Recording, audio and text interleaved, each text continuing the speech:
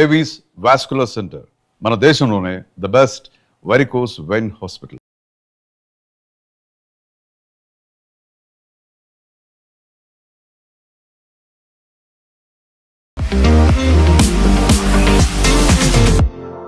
నమస్తే, నేను Kavitha. Welcome to I Dream News and నిజాలు. చొరబాటుదారులు కేవలం బెంగాల్లో మాత్రమే ఉన్నారా? ఢిల్లీ, జమ్మూ కాశ్మీర్లో చొరబాటుదారుల గురించి ఎందుకు మాట్లాడట్లేదు?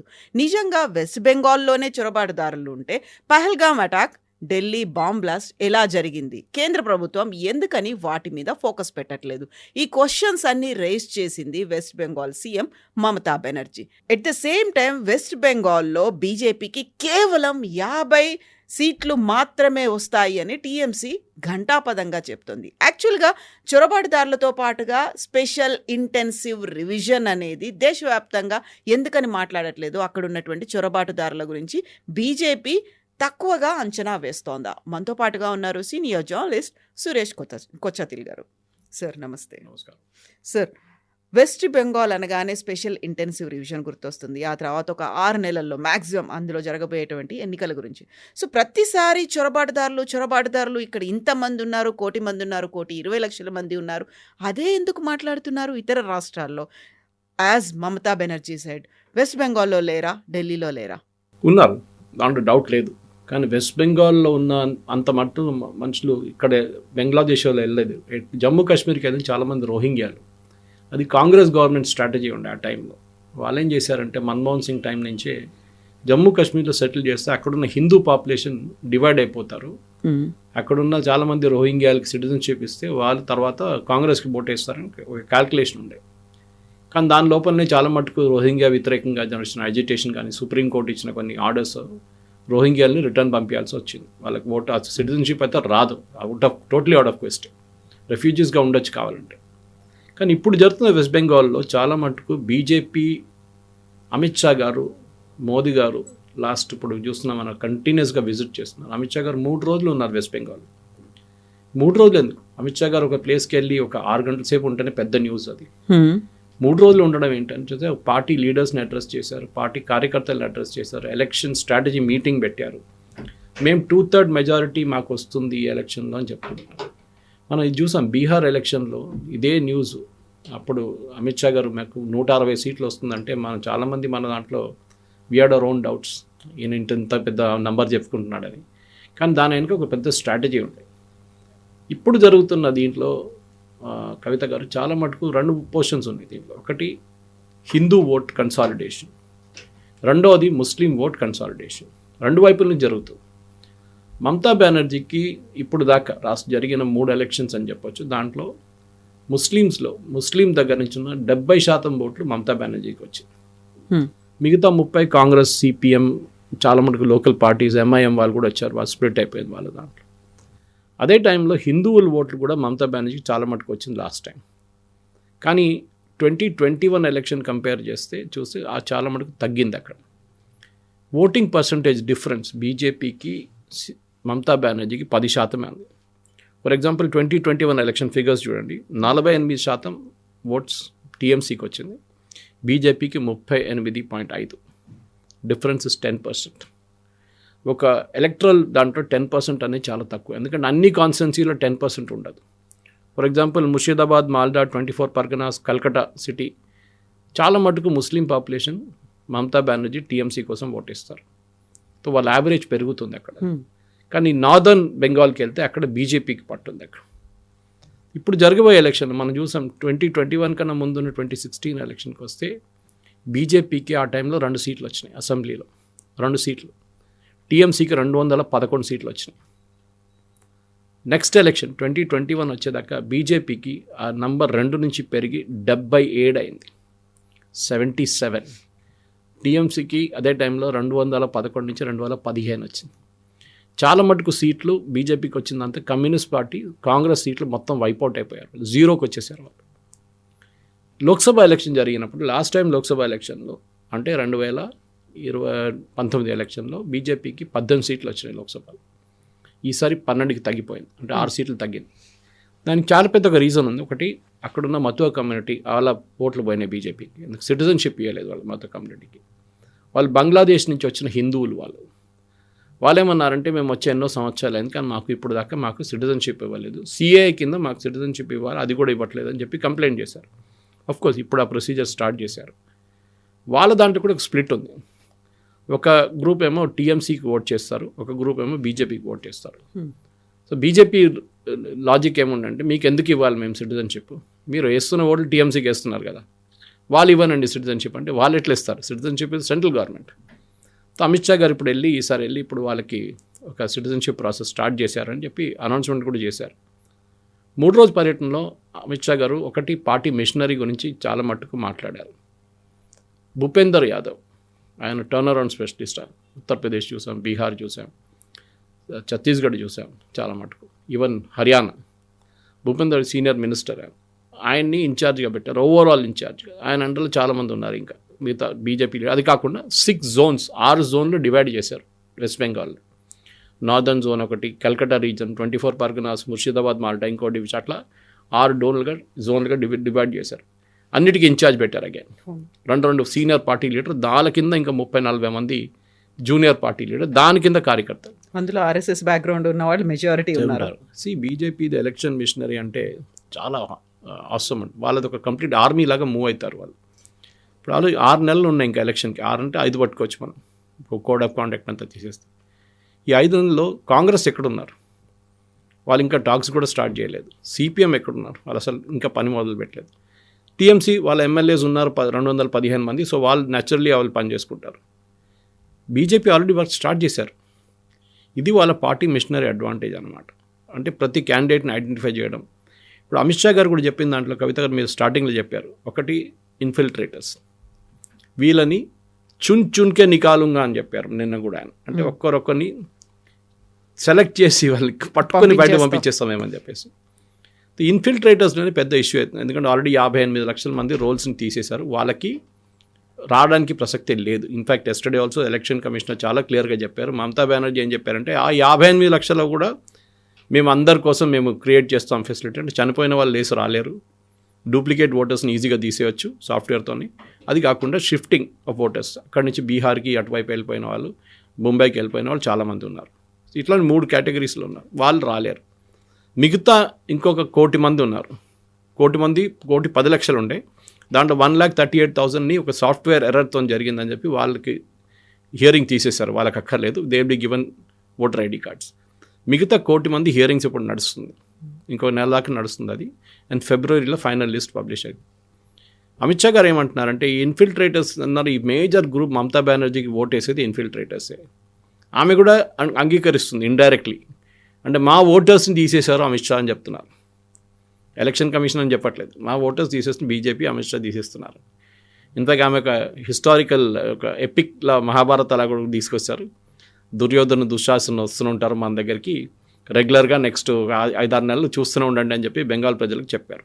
దట్స్ ఎ బిగ్ స్టేట్మెంట్ కదా. గతంలో బీఎస్ఎఫ్ క్యాంప్స్ దగ్గరికి వెళ్ళకండి అనేది ఒక మహిళలకు ఇచ్చినటువంటి ఒక కామెంట్. ఆ తర్వాత తను ఒక బహిరంగ సభలో చేశారు ఆ స్టేట్మెంట్. అండ్ ఈ స్టేట్మెంట్ అనేది అంటే లైక్ బయటి వాళ్ళందరూ కూడా శత్రువుల కంటే కూడా వాళ్ళు రేపిస్టులుగా అభివర్ణించడము అనేది, ఆ సిగ్నల్స్ ఇవ్వడము అనేది కరెక్ట్. ఎందుకంటే చాలా మటుకు మనం చూస్తాం బెంగాల్లో జరిగే ఇష్యూస్ కాకుండా బంగ్లాదేశ్లో జరిగిన ఇష్యూస్ మీద ఇంపాక్ట్ ఎక్కువ ఉంది కవిత గారు. బీజేపీ టీఎంసీకి నేను చెప్పిన దాంట్లో 10% డిఫరెన్స్ ఉంది. బీజేపీ 10% ఓవర్కమ్ చేయాలంటే, అంటే అదే ఇప్పుడు టీఎంసీ బీజేపీ 10% అంటే మీరు 6% ఎక్కువ తీసుకుంటే వాళ్ళు 5% తగ్గిపోతారు. Then you will go on top అనమాట, 41కి వెళ్ళిపోతారు మీరు. ఈ 10% గెయిన్ చేసే బదులు మీరు 6 నుంచి 7% గెయిన్ చేస్తే మీరు ఎలక్షన్ గెలిచేస్తారు. అన్ని కాన్స్టిట్యున్సీ కాదు, ముస్లిం మెజారిటీలో బీజేపీకి రాదు ఎట్లయినా. I'm talking of non Muslim. So BJP ఏం ట్రై చేస్తున్నా అంటే హిందూ కన్సాలిడేషన్. ఇది మనం హర్యానాలో చూసాం, కన్సాలిడేషన్ అన్నట్టు క్యాస్ట్ కన్సాలిడేషన్ చూసాం. హిందూ కన్సాలిడేషన్ మనం ఎప్పుడు యూజువల్లీ చూస్తాం, ఉత్తరప్రదేశ్లో ట్రై చూస్తాం మనం, అది అక్కడ జరుగుతుంది యూజువల్లీ. అది కాకుండా జమ్మూ కాశ్మీర్లో జరిగింది. జమ్మూలో చాలా మటుకు హిందువులందరూ దే ఓటెడ్ ఫర్ బీజేపీ, ఎప్పుడు జరుగుతుంటారు. ఈసారి కూడా బెంగాల్లో బీజేపీ ఏం చేస్తున్నారు చాలా క్లియర్గా ఉన్నారు వాళ్ళు. హిందూ కన్సాలిడేషన్ జరగాల్సింది. బీజేపీకి 70%, అంటే వెస్ట్ బెంగాల్ తీసుకుందాం, 65% హిందువులు, 35% ముస్లిమ్స్ ఉన్నారు అక్కడ.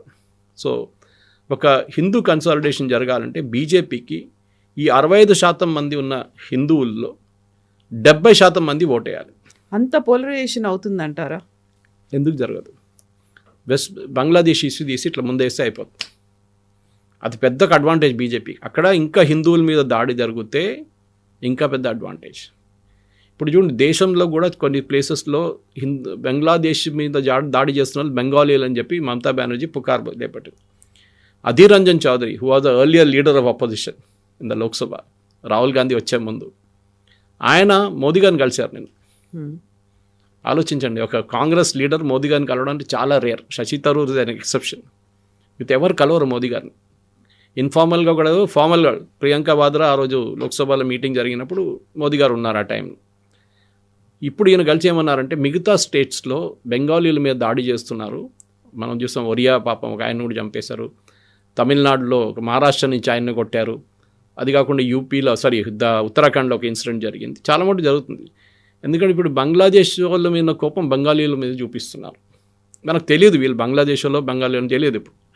కానీ ఎవరైనా దొరికితే ఇప్పుడు ఏమంటారు, నువ్వు బంగ్లాదేశ్ అంటే వాళ్ళని కొడుతున్నారు. అది బెంగాల్ ఎలక్షన్ మీద కూడా ఇంపాక్ట్ కావచ్చు రేపు. ఓకే, అంటే అక్కడున్న ముస్లిమ్స్ అన్ని కన్సాలిడేటెడ్ మమతా బెనర్జీకి ఓటేయాలన్నా లేకుంటే కాంగ్రెస్కి ఓటేయాలన్నా సిపిఎంకి ఓటేయాలన్నా వాళ్ళు డిసైడ్ చేస్తారు. ఇప్పుడు ఇటువైపు హిందూ కన్సర్న్, నేను చెప్పిన 70% మంది హిందువులు ఓటేయాలంటే బంగ్లాదేశ్లో జరిగే ఇన్సిడెంట్స్ మీద ఉంటుంది. అయితే ఇక్కడే బంగ్లాదేశ్లో అటాక్స్ అనేవి హిందువుల మీద ఎక్కువ జరిగితే అది వెస్ట్ బెంగాల్లో బీజేపీకి లాభం అనుకుంటే, అక్కడ జరుగుతున్నదంతా క్యాంపెయిన్ అంతా యాంటీ ఇండియా క్యాంపెయిన్ అనేది అవుతుంది. సో దేశవ్యాప్తంగా ఇంపాక్ట్ అనేది, భారతదేశం వాళ్ళే వచ్చి మా మీద అటాక్ చేస్తున్నారు, లేకుంటే అక్కడ ఉన్నటువంటి హిందువులు ఆ ప్రోత్సాహంతోనే ప్రొవోక్ చేస్తున్నారు కాబట్టి అంటే దేశమంతా కూడా ఒక బ్లాక్ రిమార్క్ లాగా పడుతోంది. బట్ అక్కడ జరిగే అటాక్స్ మాత్రం ఒక రాష్ట్రానికి మాత్రమే హెల్ప్ చేయబోతున్నాయి. ఎందుకంటే హర్యానా వాళ్ళని అటాక్ చేయట్లేదు కదా బంగ్లాదేశ్లో, అక్కడున్న హిందువుల మీద దాడి చేస్తున్నారు. హిందువులు బెంగాలీలు, సో దాని ఇంపాక్ట్ డిఫరెంట్ ఉంటుంది.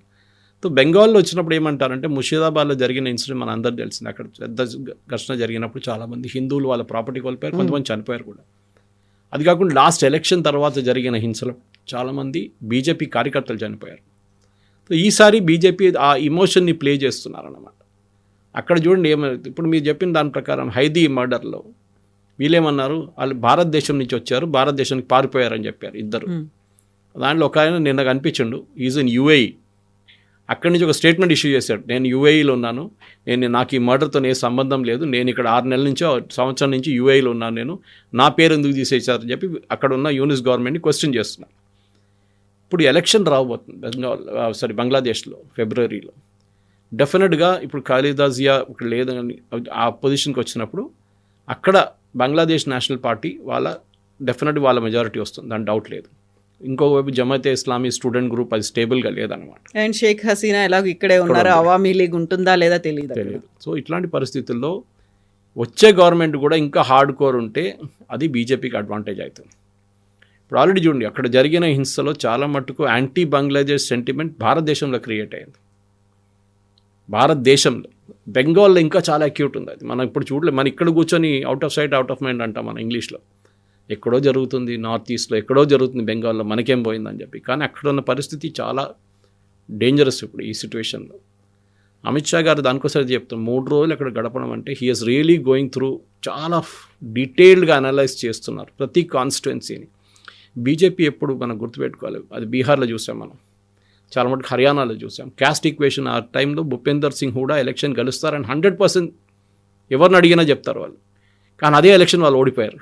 ఎందుకంటే ఏం చేశారు కాంగ్రెస్ వాళ్ళు, తప్ప ఏం చేశారంటే హూడాని ప్రొజెక్ట్ చేయడం మొదలుపెట్టారు. హూడా ముఖ్యమంత్రి, హూడా అంటే ఆ జాట్ కమ్యూనిటీ. నాన్ జాట్స్కి కోపం వచ్చి ఏం చేస్తారు, అచ్చా మీరు డిసైడ్ చేసుకున్నారా, మేము చూపిస్తాం అని చెప్పి నాన్ జాట్లు అందరు కలిసి, ఈవెన్ బీజేపీకి ఓటైన వాళ్ళు కూడా బీజేపీకి ఓటేశారు. దాంతో మొత్తం తిరిగిపోయిన సిచ్యువేషన్ మారిపోయింది అక్కడ. ఇక్కడ బెంగాల్లో కూడా ఈసారి మన ఒక టైంలో 30 సంవత్సరాల ముందు చూస్తే టీఎంసీ లేదు, బీజేపీ లేదు, అక్కడ ఓన్లీ సిపిఎం అండ్ కాంగ్రెస్ దానికన్నా ముందు కూడా ఉండే. సిద్ధార్థ శంకర్ రే టైం నుంచి, పిసి రాయ్ టైం నుంచి Congress was ruling the state. దాని తర్వాత సిపిఎం వచ్చారు, జ్యోతిబాసు గారు, దాని తర్వాత Buddhadeb Bhattacharya, then the complete decline of CPM అక్కడ. కానీ మమతా బెనర్జీ దగ్గర ఉన్న హిందూ ఓట్లు బీజేపీ గుంజుకు తీసుకెళ్లాలంటే ఏం చేయాలి, అది అమిత్ షా గారి స్ట్రాటజీ. దానికి 2-3, ఒకటి ఎస్ఐఆర్ ఎంత క్లీనప్ చేస్తారో దాంట్లో తెలిసిపోతుంది మనకి. ప్రతి కాన్స్టిట్యున్సీలో అది ఇంకా ఫైనల్ లిస్ట్ వచ్చాక చెప్పలేం, కానీ నా అంచనా ప్రకారం ఒక 60 నుంచి 70 కాన్స్టిట్యున్సీలో ఈ ఎస్ఐఆర్ ప్రభావం ఉంటుంది. అది మైనారిటీ ఎఫెక్టెడ్ కాన్స్టిట్యున్సీలు ఎక్కువ ఉంటుందా, టీఎంసీ గెలిచిన సీట్లు ఎక్కువ ఉంటుందా, అది మనం చూడాల్సి. ఇప్పుడు దాంట్లో బీజేపీ లాస్ట్ టైం నారోగా గెలిచిన సీట్లు కూడా అక్కడ చాలామందిని ఎస్ఐఆర్లో తీసేశారు, 50 నుంచి 60 వేల మందిని. అది బీజేపీకి బెనిఫిట్ అవుతుందా, టీఎంసీకి బెనిఫిట్ అవుతుందా? ఆబ్వియస్లీ బీజేపీ బెనిఫిట్ అవుతుంది. ఎందుకంటే 50,000 మందిని తీసేసినా కానీ వీళ్ళ మెజారిటీ పెరుగుతుంది, 10,000-15,000 అయిపోతుంది, బ్యాలెన్స్ అవుట్ అయిపోతుంది. సో మనం చూడాల్సింది ఓవర్ ద నెక్స్ట్ 3 నెలలు డెఫినెట్గా బీజేపీ వాళ్ళ ఫుల్ ఎఫర్ట్ అక్కడ పెట్టిపోతారు. ప్రధానమంత్రి గారు టూర్ చేస్తున్నారు, అమిత్ షా గారు టూర్ చేస్తున్నారు. అంటే చాలా ఒక కంప్లీట్ ఫోకస్ వెస్ట్ బెంగాల్ మీద పెడుతున్నారు. వాళ్ళ పార్టీ మెషినరీని మొత్తం అక్కడ దిగించారు. దీన్ని తట్టుకోపోతారా మమతా బెనర్జీ అని పెద్ద క్వశ్చన్ అనమాట. ఆమె last time sympathy factor gain చేసుకుని చాలా మటుకు బీజేపీ చేసిన పెద్ద స్ట్రాటజిక్ మిస్టేక్ లాస్ట్ టైం 2021 ఎలక్షన్లో ఏం చేశారంటే మమతా బెనర్జీ మీద అటాక్ చేశారు. అది ఈసారి వాళ్ళు అవాయిడ్ చేస్తున్నారు. మీరు చూస్తుంటారు మోదీ గారు దీదీ ఓ దీదీ అని చెప్పి ఎలక్షన్ క్యాంపెయిన్ స్టార్ట్ చేస్తుంది. దాంతో ఈసారి వాళ్ళు దీదీ గురించి మాట్లాడలేదు, వాళ్ళు బంగ్లాదేశ్ వాళ్ళ గురించి మాట్లాడుతున్నారు. టీఎంసీ వాళ్ళు బంగ్లాదేశ్ని సపోర్ట్ చేస్తున్నారు, అక్కడున్న ఇన్ఫిల్ట్రేటర్స్ని సపోర్ట్ చేస్తున్నారు, వాళ్ళకి ఓటర్ ఐడి కార్డు కానీ మిగతా డాక్యుమెంట్ ఇస్తున్నారని చెప్పి బీజేపీ చాలా మటుకు అక్యూజ్ చేస్తున్నారు. దానికి వాళ్ళ క్యాంపెయిన్ కూడా నడిపిస్తున్నారు. మమతా బెనర్జీని పక్కన పెడుతున్నారు. They are not attacking personally. ఎందుకంటే మూమెంట్ ఆమె పర్సనల్లీ అటాక్ చేయగానే ఆమె అంటుంది నేను ఒక మహిళ చూడండి, నన్ను ఒక్కడే ఉన్నాను, నేను నా మీద ఇంత పెద్ద అటాక్ చేస్తున్నారని. అది కాకుండా వాళ్ళ nephew Abhishek, he is also making a big mistake. ఆయన ఏమంటున్నారు, ఎలక్షన్ కమిషన్ మీద దాడి చేస్తాం, ఎలక్షన్ కమిషన్ మీద ప్రొటెస్ట్ చేస్తాం, ఎలక్షన్ కమిషన్ దగ్గర ధర్నా చేస్తాం అని చెప్తాం.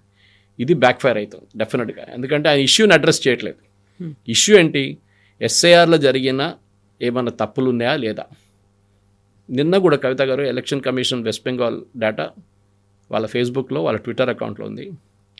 ఇవాళ దాకా, దట్ ఈస్ ఎస్టర్డే ఈవినింగ్ దాకా ఒక్క ఆబ్జెక్షన్ కూడా ఫైల్ చేయలేదు. మిస్సింగ్, డెడ్ అండ్ డూప్లికేట్ ఓటర్స్లో ఈ 58 లక్షల మందిని తీసేసిన లిస్ట్ నుంచి ఒక పేరు కూడా వాళ్ళు అబ్జెక్ట్ చేయలేదు. కాంగ్రెస్ చేయలేదు, సిపిఎం చేయలేదు, బీజేపీ చేయలేదు, టీఎంసీ చేయలేదు. బీజేపీ చేయర్లే, మిగతా ముగ్గురు చేయాల్సింది. వాళ్ళు కూడా ఒక్క పేరు కూడా తీసుకొచ్చి వీళ్ళు తప్పు పెట్టారు మీరు అని చెప్పి చెప్పట్లేదు. మీరు అలిగేషన్ చేస్తుంటారు రాహుల్ గాంధీ లాగా ఓట్ చోరీ అని. బెంగాల్లో జరిగే దాంట్లో మమతా బెనర్జీ వర్సెస్ బీజేపీ చాలా క్లియర్. కాంగ్రెస్ పిక్చర్లో లేరు, సిపిఎం పిక్చర్లో లేరు. సో డెఫినెట్గా బీజేపీకి కన్సాలిడేషన్ కావాలంటే హిందూ ఓట్లు కన్సాలిడేట్ చేయాల్సింది. దానికి ఉన్న స్ట్రాటజీ మీద ప్రధానమంత్రి గారు బహుశా నెక్స్ట్ ఒక నెల లోపలనే ఆయన 6-7 పబ్లిక్ మీటింగ్లు అడ్రస్ చేయబోతున్నారు. Concentration northern Bengal, central Bengal and all out attack Calcutta, 24 Pargana, Murshidabad, Malda, Muslim majorities. ఇది Calcutta of course it's not Muslim majority అని చెప్పలేం, కానీ చాలా మటుకు భద్రలోక్ అంటే ఇంటలెక్చువల్స్ అక్కడ ఉంటారు కల్కట్టాలో. పెద్ద పెద్ద ఇష్యూస్ గురించి మాట్లాడతారు, షెగోవర్ గురించి మాట్లాడతారు, పోలాండ్ గురించి మాట్లాడతారు, లేకుంటే యూకేలోని ఇమిగ్రేషన్ గురించి మాట్లాడతారు. ఇంక వెస్ట్ బెంగాల్లో ఏం జరుగుతుందో మాట్లాడరు. మూడో కేటగిరీ చాలా ఇంపార్టెంట్, అక్కడి నుంచి బయలుదేరిన మైగ్రెంట్స్. ఇప్పుడు వెస్ట్ బెంగాల్ నుంచి బయటికి వెళ్ళి పనిచేసే వాళ్ళు చాలామంది ఉన్నారు, మన దగ్గర ఉన్నారు. హైదరాబాద్లో చూస్తే మినిమం మీద ఒక 50 నుంచి 60 వేల మంది హైదరాబాద్లో బెంగాలీ వాళ్ళు పనిచేస్తున్నారు. నేను మొన్న కేరళ నుంచి ట్రైన్లో వస్తున్నప్పుడు చూశాను, అక్కడ రైల్వే స్టేషన్లో వెయిట్ చేస్తున్న ఒక 90% క్రౌడ్ బెంగాలీ మాట్లాడుతున్నారు. They waiting for a train to go to Kolkata.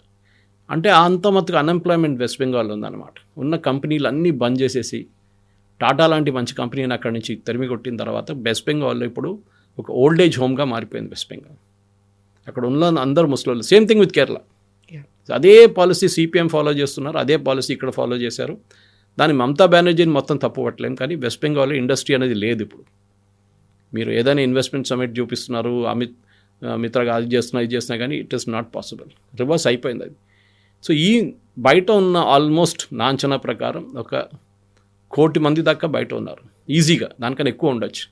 మీరు పెరుంబావూర్ తీసుకోండి కేరళలో, తమిళనాడులో చాలా మటుకు ఇంటీరియర్ తమిళనాడులో కూడా బెంగాలీ వాళ్ళు ఉన్నారు, కర్ణాటక చెప్పక్కర్లేదు, మహారాష్ట్ర బిగ్ కంటింజెంట్, ఢిల్లీ, ఇలా అన్ని రాష్ట్రాల్లో బెంగాలీ వాళ్ళు ఉన్నారు. మమతా బెనర్జీ ఏమంటుందంటే ఈ ఎస్ఐఆర్ ప్రాసెస్లో వారి పేర్లు లేవు, ఇప్పుడు వాళ్ళని ఆన్లైన్ హియరింగ్కి అలో చేయాలంటున్నారు. ఎలక్షన్ కమిషన్ రూల్లో ఆన్లైన్ హియరింగ్ అనేది లేదు, మీరు ఫిజికల్గా వచ్చి మీరు మాట్లాడాలి. కేరళలో అదే ప్రాబ్లం ఉంది. కేరళలో చాలామంది గల్ఫ్లో పనిచేస్తారు, వాళ్ళు లిస్ట్లో పేరు వాళ్ళు తీసేశారు, ఎందుకంటే ఫిజికల్గా వాళ్ళు లేరు అక్కడ. ఇప్పుడు వాళ్ళు ఏమంటారు, మమ్మల్ని కూడా ఆన్లైన్ తీసుకోమంటారు, అది కూడా పాసిబుల్ కాదు. సో ఈ ఎస్ఐఆర్ మీద ఉంటుంది మొత్తం. ఎస్ఐఆర్లో ఇప్పుడున్న 58 లక్షలు 1,10,00,000 దాకా పోతే Mamata Banerjee will find a big challenge in the elections to come. ఎందుకంటే ఇంపాసిబుల్, అక్కడి నుంచి ఆమె గెలవడం, మెజారిటీ తగ్గిపోతుంది, లేకుంటే be touch and go situation. ఇప్పుడు బీజేపీ అక్కడ ఉన్నటువంటి హిందువుల మీద ఫోకస్ పెడుతోంది. 10 మందిలో 7 బీజేపీకి ఓటేస్తే అక్కడ బీజేపీ ప్రభుత్వాన్ని ఏర్పాటు చేస్తుంది అనుకున్నప్పుడు, ముందు నుంచి బీజేపీకి ఉన్నటువంటి పేరే మత రాజకీయాలు చేస్తుంది, హిందుత్వ ఎజెండా పెట్టుకున్నప్పటికీ ఒక క్లియర్ డివిజన్ అనేది కనిపిస్తుంది అన్నట్టు. సో ఇప్పుడు ఓన్లీ హిందువుల మీద ఓట్ల మీదే ఫోకస్ పెట్టింది తప్ప on the whole west Bengal మీద కనుక ఫోకస్ పెట్టి ఉంటే అది బీజేపీకి ఉన్నటువంటి ఒక మార్క్, ఏదైతే ఒక రిమార్క్ అనేది ఉందో అది కాకుండా కంప్లీట్గా రాష్ట్రం గురించి ఆలోచిస్తుంది, అక్కడ ఉన్నటువంటి ప్రతి ఒక్క బెంగాలీ పర్సన్ గురించి ఆలోచిస్తుంది అనేది ఉండేది కదా. మమతా ఒకటి చాలా క్లియర్ అండి కవిత గారు, మమతా బెనర్జీ ఆమె ముస్లిం ఓట్ బ్యాంక్, ఆమె కావాల్సింది. ఆమె హిందువుల గురించి ఎక్కువ మాట్లాడచ్చు. ఆమె నిన్న చెప్పింది I'm not communal, I'm secular అని. ఆమెకు సెక్యులరిజం మీనింగ్ తెలియదు బహుశా, దానికోసం చెప్తుంది ఆమె. కానీ బీజేపీకి చాలా క్లియర్, మీరు ఎంత పని చేస్తున్నా ముస్లిమ్స్ మీకు ఓటేయరు. అది మీరు యూపీలో చూశారు, చాలా మటుకు కాన్స్టిట్యున్సీ బీహార్లో చూశారు, నార్దర్న్ బీహార్లో ఎంత బెనిఫిట్స్ ఇచ్చినా కానీ గెలవరు అక్కడి నుంచి బీజేపీ. ఇవ్వరు వాళ్ళు, మోల్ సిటీ లాగానే. మీరు ఎంత పని చేసినా కానీ మాధవీలత గారు అక్కడి నుంచి గెలవలేకపోయారు. You cannot. ఎందుకంటే వాళ్ళ ముస్లిం మెంటాలిటీ ఎట్లా తీసుకొచ్చారంటే, అది ఓవైసీ ఉండొచ్చు, అది బీహార్లో తేజస్వి ఉండొచ్చు, రాహుల్ గాంధీ ఉండొచ్చు, వీరందరూ ఏం చేస్తారంటే ఈవెన్ అక్కడున్న లోకల్ లీడర్స్ కూడా కావచ్చు, ముస్లిం లీడర్స్, వీళ్ళందరూ బీజేపీ అంటే ఆర్ఎస్ఎస్ అంటే బీజేపీ ఆర్ఎస్ఎస్ అంటే గోడ్సే అంటే మహాత్మా గాంధీ చెప్పిన ఈ యొక్క లింక్ తీసుకొస్తున్నారు కన్సిస్టెంట్గా. ఆర్ఎస్ఎస్ వాళ్ళు వచ్చి హిందూ రాష్ట్రం కావాలంటున్నారు. దానికోసం చూడండి, BJP is not appealing to Muslims at all. బెంగాల్లో వాళ్ళు ముస్లిమ్స్ గురించి అసలు మాట్లాడలేదు, వాళ్ళు తీసేయాలని చెప్తున్నారు. అక్కడ ఇల్లీగల్గా ఉన్న బంగ్లాదేశ్ అనగానే ఆటోమేటిక్లీ అది ముస్లిమ్స్ అయిపోతుంది. వాళ్ళని అక్కడిని తీసేసేయాలి. మొత్తం కమ్యూనిటీకి మేము సిటిజన్షిప్ ఇస్తాం హిందువులకి, అది యాజ్ పర్ సిఏ ఇవ్వాల్సిందే. అది కాకుండా మీకు ప్రాబ్లం అక్కడ కాదు, ప్రాబ్లం ఈజ్ ఆల్సో ఇన్ అస్సాంలో 37% ఇప్పుడు ముస్లిమ్స్ ఉన్నది. ముందు బిఫోర్ ఇండిపెండెంట్ 13% ఉండే, 12% ఉండే. అది ఎట్లా పెరిగారు ఇంత? సో అదే పాపులేషన్ ఓవర్ఫ్లో బెంగాల్కి వస్తుంది, especially Parganas, south and north Parganas 24, Malda, Murshidabad, కొంచెం పైకి వెళ్తే ఇక్కడ వస్తే కల్కట్టా కూడా వచ్చేస్తుంది దాన్ని. కానీ వాళ్ళు సిలిగుడి వైపు ఎక్కువ వెళ్ళలేకపోయారు. వాళ్ళు డార్జిలింగ్, సిలిగుడి ఆ ఏరియాలో వాళ్ళకి పట్టలేదు అసలు కంప్లీట్గా. సో ఇది మీరు అడిగిన ప్రశ్నకి ఎస్, బీజేపీ వాళ్ళు చాలా క్లియర్, వాళ్ళ స్ట్రాటజీ, వాళ్ళు హిందువుల మీద కాన్సన్ట్రేట్ చేస్తున్నారు. దాంట్లో తప్పు కూడా నాకేం, ఇప్పుడు మొవేసీ గారు హిందువుల కోసం ఓట్లు అడుగుతారా వెళ్ళి? హిందువుల దగ్గర అడగరు. ఆయన కాన్స్టిట్యున్సీ చాలా క్లియర్గా ఉంది. ఏఐయుడిఎఫ్ భద్రుద్ద రాజ్మల్ మన అస్సాంలో ఈజ్ వెరీ క్లియర్. మా దగ్గర ఉన్న 27 కాన్స్టిట్యున్సీలో ముస్లిం మెజారిటీగా ఉన్న కాన్స్టిట్యున్సీలో వీ విల్ ఫర్ ఎగ్జాంపుల్ ముర్షిదాబాద్లో 70% ముస్లిమ్స్ ఉన్నారు. 70%. అక్కడే కదా బాబ్రీ మస్జిద్ కడదా అంటున్నారు ఇప్పుడు. అదే అంటున్నారు ఇప్పుడు. ఆయన పేరు మర్చిపోయాను, రెహమాన్ ఏంటో ఆయన పేరు. నేను ఫౌండేషన్ స్టోన్ వేసిన ఆయన బాబ్రీ మస్జిద్ కోసం. ఆయన ఏమంటున్నారు, అయోధ్యలో ఎందుకు కట్టాలి, ఉత్తరప్రదేశ్ ఎందుకు కట్టాలి, అక్కడ ఎంతమంది ముస్లిం లేరు, మా దగ్గర 70% ముస్లిమ్స్ ఉందంట. ఆలోచించే వాళ్ళ కాన్ఫిడెన్స్. 70% ముస్లిమ్స్ ఉంటే బీజేపీ గెలవడం ప్రసక్తే లేదు అక్కడ, అబ్సల్యూట్లీ నో ఛాన్స్. కానీ 70% ఎట్లా వచ్చారో అది మనం చూడాల్సింది ఇప్పుడు. వాళ్ళ దాంట్లో ఇప్పుడు జరుగుతున్న ఎస్ఐఆర్ ప్రాసెస్లో కూడా చాలా మటుకు 2002 నుంచి మ్యాప్ చేసుకుంటూ వస్తున్నారు వాళ్ళు. 2002లో మీరు ఉన్నారా లేదని. కానీ చాలా మటుకు ఆ టైంలోనే దొంగ సర్టిఫికెట్లు కానివ్వండి, అప్పుడు ఆధార్ లేకుండే కానీ రేషన్ కార్డులు ఉండే, ఓటర్ ఐడి కార్డు ఉండే, మిగతా సర్టిఫికెట్స్ అన్ని తయారు చేసుకున్నారు. ఆ టైంలో పెద్ద ఇండస్ట్రీ వెస్ట్ బెంగాల్ ఇది. ఆధార్ అంటే మీకు 2,500 రూపాయలు ఇస్తే మీకు ఆధార్ ఇచ్చేస్తాడు రేపు పొద్దున. మీరు ఏం చేయక్కర్లేదు, ఈవెన్ ఫింగర్ ప్రింట్ పెట్టక్కర్లేదు. మీరు ఫేక్ ఉంటుంది అది, కానీ నంబర్ ఉంటుంది ఒకటి. ఈ పరిస్థితుల్లోనే వెస్ట్ బెంగాల్లో అమిత్ షా గారి స్ట్రాటజీ, ఆయన చాలా క్లియర్గా చెప్తున్నారు. బీఎస్ఎఫ్ వాళ్ళకి కూడా మాకు ఫెన్సింగ్ కట్టడానికి, బీఎస్ఎఫ్ని అక్కడ పెట్టడానికి బార్డర్లో మాకు భూమి ఇవ్వట్లేదు మమతా బెనర్జీ. ఆమె ఏమంటుంది, నేను భూమి ఇచ్చేసానంటుంది. సో వీళ్ళు ఇద్దరు నడిమిట్లో ఒక తొక్కదొడ్డి నడుస్తుంది ఇప్పుడు. We have to see who is telling the truth. Obviously Mamata union గవర్నమెంట్కి ఇచ్చేసి వాళ్ళు కట్టేస్తారు కదా, వాళ్ళకేం ప్రాబ్లం ఉంది. కానీ ఇవ్వట్లేదు ఆమెకు చాలా క్లియర్ ఉంది. ఎందుకంటే చాలా మటుకు ప్లేసెస్లో ఇన్ఫిల్ట్రేషన్ ఇప్పుడు కూడా జరుగుతుంది వెస్ట్ బెంగాల్లో. కానీ ఇప్పుడు లాస్ట్ ఎస్ఐఆర్ మొదలైనప్పుడు రివర్స్ ట్రాఫిక్ నడుస్తుంది, బంగ్లాదేశ్ వైపు పారిపోతున్నారు చాలామంది.